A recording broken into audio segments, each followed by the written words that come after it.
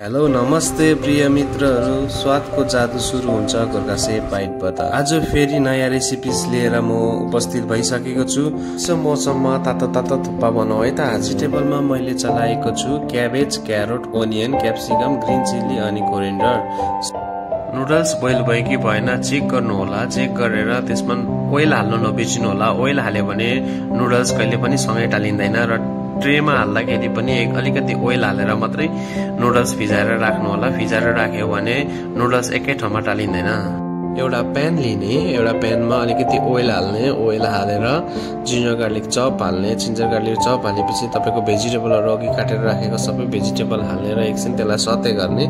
सते गरिसकेर अलिकति पानी हालेर त्यसलाई उमाल्ने। उमालेर तपाईकोमा जे अवेलेबल छ, ससमा homemade schezwan sauce, soya sauce, green chilli sauce, lemon नभए भिनेगर अमिलोको लागि।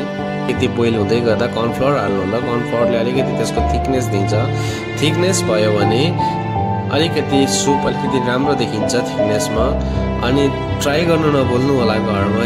रेसिपी कस्तो लाग्यो कमेन्ट गर्नु होला, लाइक गर्नु होला, सपोर्ट गर्नु होला है त। Thank you so much.